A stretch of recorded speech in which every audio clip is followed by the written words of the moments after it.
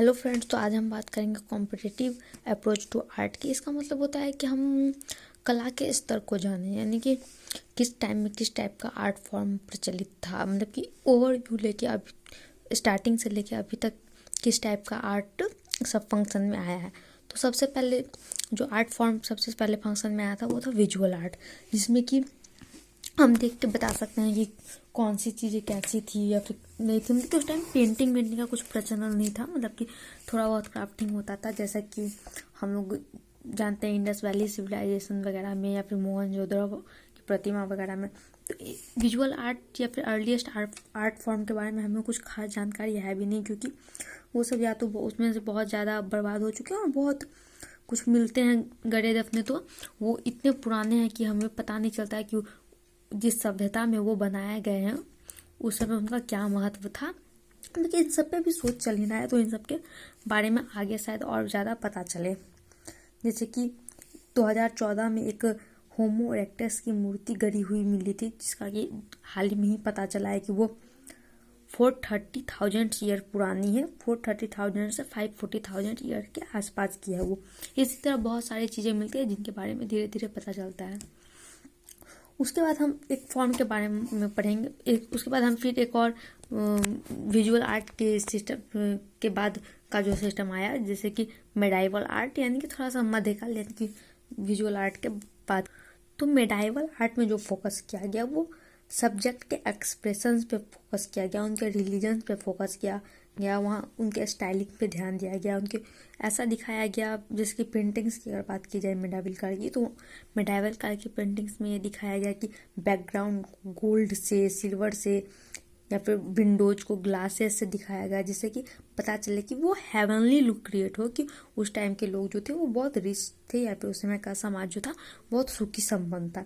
ये बेंजेटाइन समय की बात हो रही है, और ये बेंजेटाइन किस्म की जो आर्ट है वो कैथोलिक यूरोप में, जिस समय यूरोप में कैथोलिक चर्च का वास कर सकते हैं या फिर प्रभुत्व था, उस समय की बात है ये। उस समय यूरोप में बेंजेटाइन आर्ट फेमस थी। उसके बाद फिर आता है रेजोनेंस आर्ट, जिसमें कि हम लोग अलग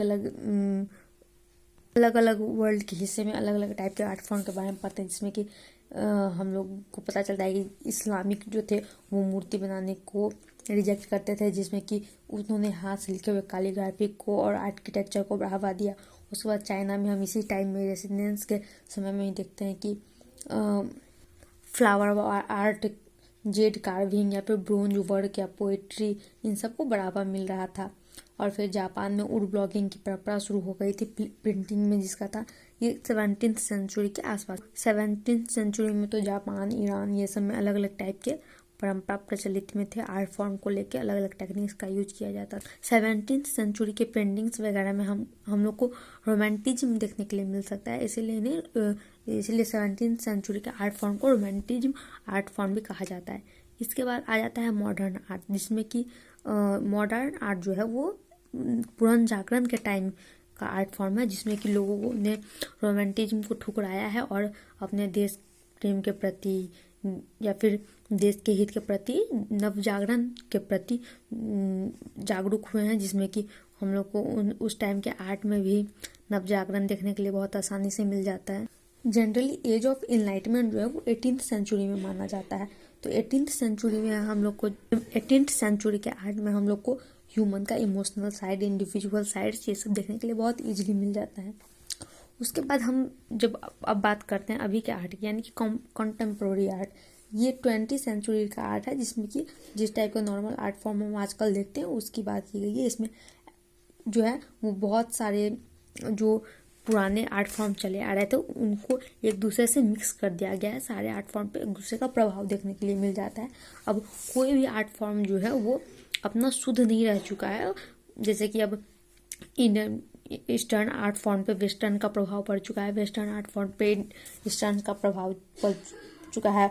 अफ्रीकन आर्ट फॉर्म में अब उसकी जगह पिस्का, जापान में भी वुड ब्लॉकिंग की जगह अब वो नहीं रही जो पहले थी। तो यही है कंटेम्प्रोरी आर्ट, और अब नए नए तरीके से आर्ट और पेंटिंग्स बनाए जाने लगे हैं नए नए टेक्निक्स का यूज करके।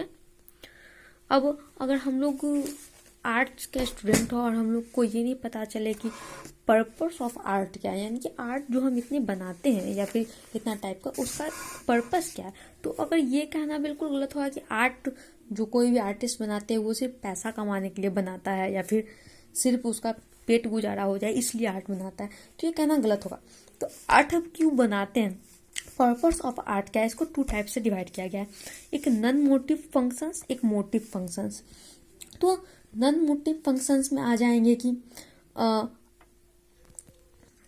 खुद को यूनिवर्स के तुलना में दर्शाने के लिए, यानी कि हम क्या हैं, यानी कि मिस्ट्री को सॉल्व करने के लिए, अपने आप को यूनिवर्स से सापेक्ष दिखाने के लिए जो ये आर्ट फॉर्म बनाए जाते हैं वो उनको नॉन मोटिव आर्ट फंक्शंस में लाए जाते हैं। या जो भी आर्ट फॉर्म किसी रिचुअल को दर्शाने के लिए, किसी परंपरा या पद्धति को दर्शाने के लिए बनाए जाते हैं, वो सब नॉन मोटिवेटेड फंक्शंस में आ जाते हैं। एक और दूसरा पर्पस हुआ आर्ट का मोटिवेटेड फंक्शन, जिसमें कि हम बनाते हैं कम्युनिकेशन के लिए जो आर्ट बनाया जाता है, जैसे कि साइंटिफिक इलस्ट्रेशन एक आर्ट फॉर्म है जो कि कम्युनिकेशन के लिए यूज किया जाता है। तो ये जो कम्युनिकेशन के लिए अगर हम आर्ट फॉर्म का यूज करते हैं तो वो मोटिवेटेड फंक्शंस में आ जाता है। या फिर अगर आर्ट का यूज हम इंटरटेनमेंट के लिए करते हैं तो वो मोटिवेटेड फंक्शन में आ जाता है। या फिर अगर पॉलिटिकल चेंज के लिए, सोशल चेंज के लिए, ये सब के लिए अगर आर्ट का बात करते हैं तो ये सब मोटिवेटेड फंक्शंस में आ जाता है।